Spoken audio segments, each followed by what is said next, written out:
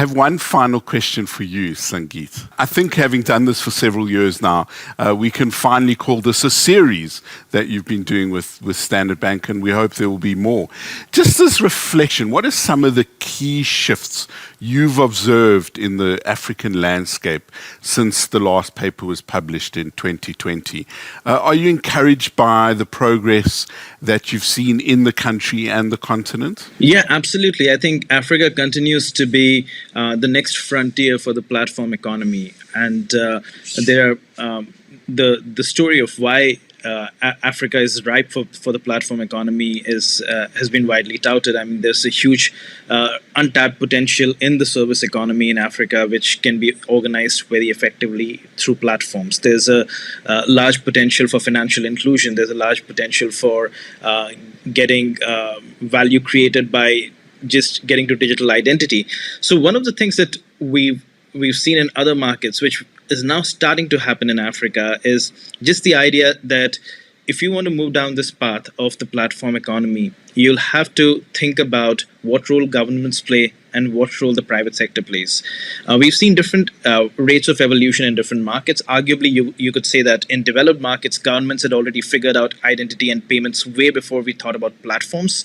And when platforms came up, they digitized it in the US, in Europe, etc.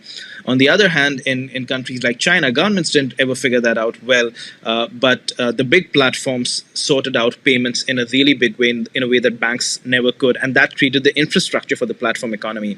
What's probably closer home to Africa is what's happened in India and Brazil over the last 3 to 4 years, where with the rise of unified payments, we've seen the part of the economy which could not be reached through traditional digital services or even through traditional government services suddenly now getting onboarded onto both sides together, and through that getting onto the platform economy. The corner store on the street that just had access to an SMS-based phone now can accept digital payments. And so that's really where I see the potential for Africa's platform economy, and a lot of those parts, the moving parts that need to move together to make that happen, have started happening in Africa. So that's certainly changed over the last couple of years. So going back to some of the points that Rufeda mentioned as well, payments and getting payments right will be key. And to get payments right in a fragmented regulatory landscape like the African continent, you can't do that just through private sector capabilities. You have to do it through collaboration with the public sector.